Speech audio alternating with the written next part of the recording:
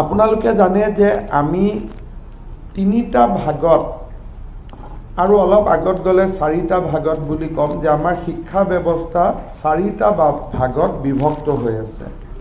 এটা হ'ল বিশ্ববিদ্যালয় পৰ্যায়, এটা হ'ল টেকনিক্যাল এডুকেশ্যন য'ত ইঞ্জিনিয়াৰিং পলিটেকনিক এইবিলাক আহে, আনটো হ'ল আমাৰ হায়াৰ এডুকেশ্যন য'ত কলেজ বা আমাৰ বিভিন্ন ধৰণৰ ৰিচাৰ্চ ইনষ্টিটিউটসকল আহে, আৰু ফাইনেলি সেকেন্ডাৰী বা এলিমেণ্টাৰী।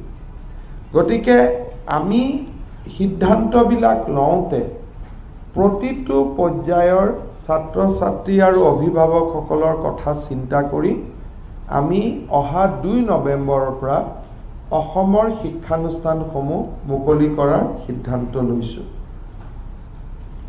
প্ৰথমতে আমি ক'ব খুজিছোঁ যে বিশ্ববিদ্যালয় মুকলিৰ ক্ষেত্ৰত ৰাজ্য চৰকাৰে কোনো নিৰ্দেশ নিদিয়ে। আমি বিশ্ববিদ্যালয়ৰ স্বতন্ত্ৰতাক সন্মান জনাই বিশ্ববিদ্যালয়ৰ এক্সিকিউটিভ কাউন্সিলৰ ওপৰত আমি এৰি দিছোঁ যে তেওঁলোকে বিশ্ববিদ্যালয় কেতিয়া খুলিব, কেনেকৈ খুলিব আৰু কি নিয়ম তেওঁলোকে পালন কৰিব। গতিকে আমি প্ৰথম বুজিব লাগিব যে on university or on postgraduate classes there is no instruction from the state government.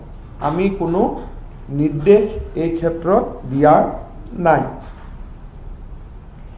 দ্বিতীয় আহিলে কাৰিকৰী শিক্ষা, টেকনিক্যাল এডুকেশ্যন।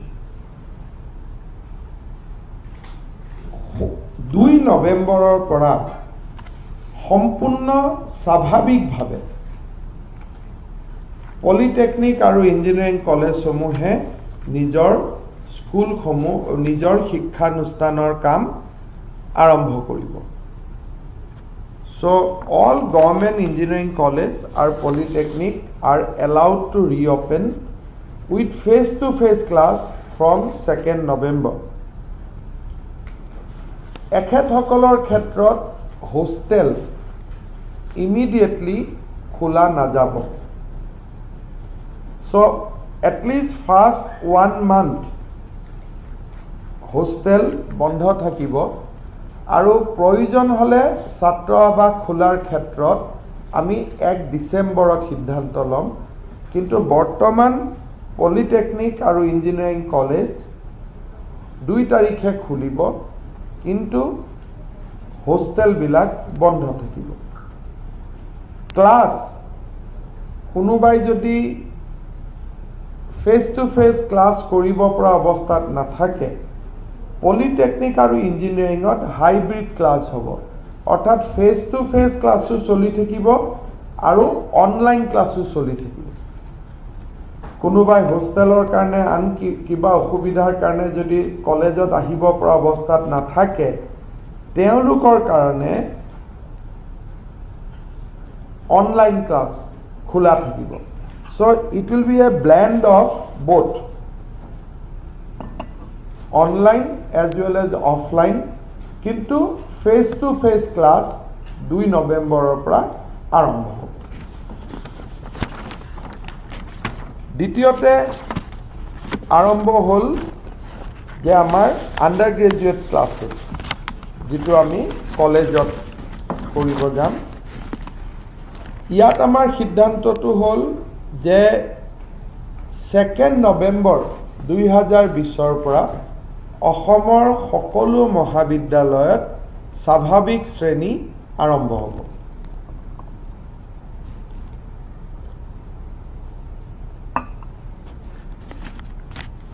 পাৰ ছেকশ্যনত আমি কলেজৰ অধ্যক্ষসকলক কৈছোঁ যে কোভিড প্ৰটোকল মানি কোনো ছেকশ্যনতে 20ৰ পৰা 25 জনৰ ওপৰত ল'ৰা ছোৱালীক পঢ়ুৱাব নালাগে।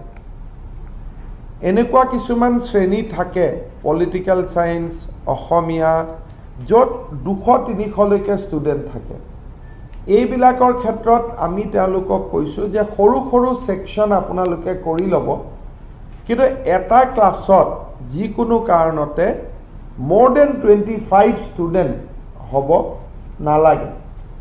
যদি হল হয় যে নহয় আমি ৰুমত নপঢ়াওঁ হলত পঢ়াওঁ ক্লাছটোৰ সাইজত যেহেতু আমি 20-25 কৈছো হলৰ সাইজত সমানুপাতিকভাৱে আমি ষ্টুডেন্ট বঢ়াব পাৰো সে ইট ইজ এ লাৰ্জ হল তাতে আমি ঠিক কৰিছো যে পলিটিক্যাল সায়েন্সত আমাৰ ষ্টুডেন্ট বহুত গতিকে আমি অডিটৰিয়ামত ক্লাছ কৰিম in that case proportionately number of the students can be increased but standard classroom the maximum students should be 20 to 25 tar uporot nohoy UG first semester undergraduate first semester hoptahot dudin hobo Monday and Thursday first semester UG হব সোমবার আৰু বৃহস্পতিবাৰ যেটো UG third সেমিস্টাৰ তেওঁলোক হব মঙ্গল বুধ আৰু শুক্ৰবাৰ ইউজি থাৰ্ড সেমিস্টাৰ মঙ্গল বুধ আৰু শুক্ৰ আৰু যেটো ফিফথ সেমিস্টাৰ তেওঁলোকে ক্লাস কৰিব মঙ্গল বুধ শুক্ৰ শনি মঙ্গল বুধ শুক্ৰ শনি তাৰ মানে first semester will have 2 days second semester will have 3 days আৰু fifth semester will have 4 days of education so obviously দুটামান দিনত থার্ড আৰু ফিফথ সেমিস্টাৰ দুইটা আহা কাৰণে basically Tuesday Wednesday and Friday there will be তাত অলপ ভিড় বেছি হ'ব সেইখিনি সময়ত আমি কলেজ কৰ্তৃপক্ষক ম্যাক্সিমাম ক্লাছৰুম ব্যৱহাৰ কৰিব অনুৰোধ কৰিছো আৰু শিফট কৰি যে আগবেলা যদি ফিফথ ইয়াৰক আমি ক্লাছ কৰিছো সেকেন্ড ইয়াৰত থাৰ্ড ইয়াৰত আমি পিছবেলা ক্লাস কৰিব লাগে সো দ্যাট 25 নর্মস টু কোনো কারণতে ভঙা না যায় first semester will be Monday and Tuesday Monday and Thursday sorry first semester Monday Thursday second semester class 9 বৰ্তমান third semester Tuesday, Wednesday, Friday. Aru fifth semester Tuesday, Wednesday, Friday, Saturday. Hostel bondho thakibo. Heikane konuba studente Hendik ba Cotton ba Biborua College পঢ়া student Lakhimpuror পৰা যদি নাহি লখিমপুৰৰ কলেজখনতো টেম্পোৰাৰি enrol কৰি ল'ব খোজে তাৰ নিৰ্দেশ আমি ৰাজ্য চৰকাৰে দিছো যে they may not come to Guwahati they may not come to Dibrugarh but they can enrol themselves as a temporary student in their native places এমাহৰ কাৰণে 1 ডিসেম্বৰৰ পৰা আমি হোস্টেলো খুলি দিয়াৰ সিদ্ধান্ত লৈছো but not in the first November from the first December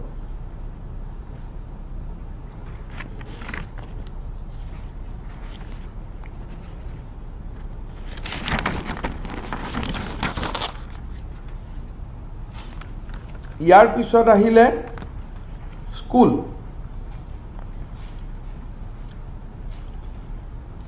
পঞ্চম মান শ্ৰেণীলৈকে স্কুল বন্ধ থাকিব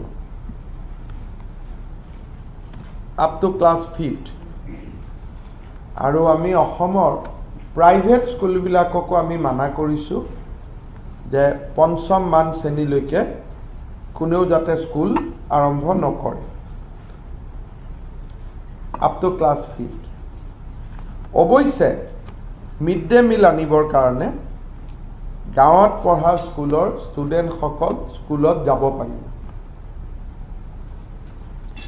আৰু স্কুলত যাওঁতে শিক্ষকসকলে দুই এটা পৰামৰ্শ দিয়া, তেওঁলোকৰ লগত কিবা প্ৰশ্ন যদি চাব দিছিল ওলাই অনা বা একাডেমিক ডিছকাশ্যন কৰা, এই পাৰ্টটো LP স্কুলত খোলা থাকিব। গতিকে মিড ডে মিল বিলাবৰ কাৰণে নিৰ্দিষ্ট কৰা দিনত ষ্টুডেণ্ট আহিব আৰু শিক্ষকৰ লগত ইনফৰ্মেল একাডেমিক এক্সচেঞ্জ কৰিব, কিন্তু ক্লাছ নহয়। So 1 to 6 will remain suspended. 1 to 5. 6 পৰা ক্লাছ আৰম্ভ হ'ব।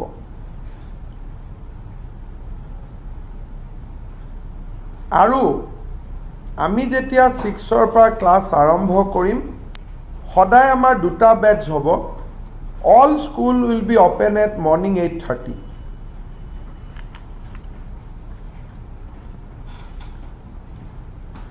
8:30 পৰা 12:30 এটা ক্লাছক পঢ়োৱা হ'ব আৰু 1:30 পৰা 4:30 এটা ক্লাছক পঢ়োৱা হ'ব।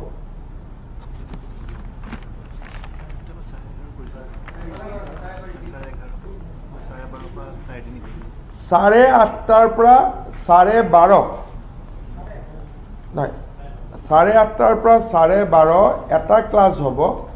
কিন্তু কোনোবা স্কুলত যেহেতু লাঞ্চ ব্ৰেক আদিৰ কথা থাকে, কোনোবাই যদি আপ টু 11:30 তিনি ঘণ্টা কৰিব খোজে, আমাৰ আপত্তি নাই। কিন্তু আমি ভাবিছোঁ যে কেইটামান ক্লাছ 4 ঘণ্টা হওক, কেইটামান 3 ঘণ্টা হওক। চ' one session will be 8:30 to 12:30. Next session will be 1:30 to 4:30. ৰাতিপুৱা 4 ঘণ্টা, গধূলি 3 ঘণ্টা। প্ৰথম 15 দিন অৰিয়েণ্টেশ্যন হ'ব, তাৰ পিছত ক্লাছ নিয়মীয়াকৈ আৰম্ভ হ'ব।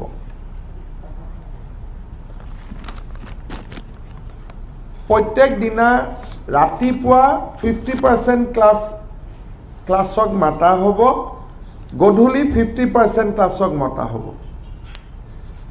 6-7 যদি ৰাতিপুৱা মাতিছোঁ, 8-9 আমি পিছবেলা মাতিম। বা 3টা ক্লাছ ক'ৰবাত যদি 6 পৰা 10 আছে, 6-7-8 আমি ৰাতিপুৱা মাতিছোঁ, 8-9-10 আমি গধূলি মাতিছোঁ। এই ধৰণে আমি স্কুলত কনজেশ্যনটো এৰাই চলাৰ বাবে চেষ্টা কৰিম। SCRTয়ে ৰিডিউচ চিলেবাছ নটিফাই কৰিব, য'ত চিলেবাছ কম থাকিব। আৰু আমি এইবাৰ 3টা শ্ৰেণীৰহে পৰীক্ষা পাতিম, 8, 10 আৰু 12। বাকীখিনি বোৰ্ডৰ এক্সাম নহ'ব, স্কুলত লোকেল এক্সাম ল'ব পাৰিব। বাট 8ৰ এটা প্ৰপাৰ এক্সাম হ'ব, 10ৰ এটা এক্সাম হ'ব, 12ৰ এটা এক্সাম হ'ব। 12ৰটো বোৰ্ডে ল'ব, 10ৰটো বোৰ্ডে ল'ব, 8ৰটো স্কুলতে ল'ব। বাকী ক্লাছত এইবাৰ আমি আৰু পৰীক্ষা নলওঁ। তাৰমানে they will be promoted. A student of 9 will be promoted to class 10. Student of 7 will be promoted to 8. But 8 to 9ত নহ'ব, there will be exam on 8. So 8, 10 আৰু 12ত exam হ'ব, বাকীত exam নহয়। কিন্তু চিলেবাছ ৰিডিউচ থাকিব। অফক'ৰ্ছ বৰ্তমান আমি mid day মিলত dry ration দি আছোঁ, গ্ৰেজুৱেলি আমি কুক মিললৈকে কনভাৰ্ট কৰিম। হেডমাষ্টাৰসকলে খুব লাহে লাহে এইটো কুক মিললৈকে কনভাৰ্ট কৰিব। এতিয়া আমি ড্ৰাই দি আছোঁ, কাৰণ খাবৰ কাৰণে একেলগে বহিব লাগে। পৰিৱেশ আৰু পৰিস্থিতি চাই ড্ৰাই ৰেচনটো কুক ৰেচনলৈকে তেওঁলোকে কনভাৰ্ট কৰিব।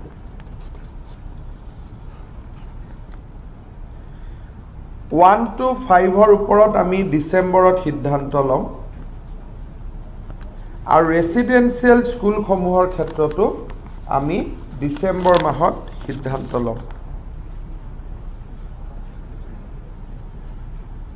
এটা কথা আমি স্পষ্ট কৰি দিব খুজিছোঁ, কোনোবা অভিভাৱকে যদি ষ্টুডেণ্টক শ্ৰেণীত নপঠাবলৈ সিদ্ধান্ত লয়, তেওঁলোকক আমি যিটো কয় যে ইমান এটেণ্ডেঞ্চ নহ'লে কলেজত পৰীক্ষা দিব নোৱাৰিব, এইবাৰ সেইটো কথা নাথাকে।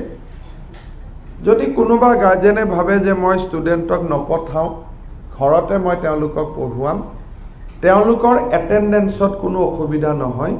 চ' joining schools will be a voluntary exercise. এইটো এটা নিজৰ দেউতাক মাকে সিদ্ধান্ত ল'ব।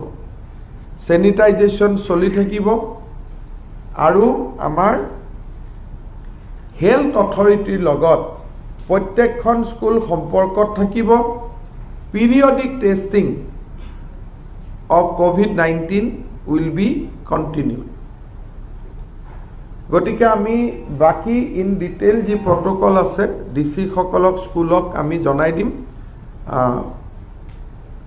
এইখিনি ধাৰণাৰ ওপৰতে আমি 2 নৱেম্বৰৰ পৰা অসমৰ বিদ্যালয় মহাবিদ্যালয়সমূহত শ্ৰেণী আমি আৰম্ভ কৰাৰ বাবে সিদ্ধান্ত লৈছোঁ।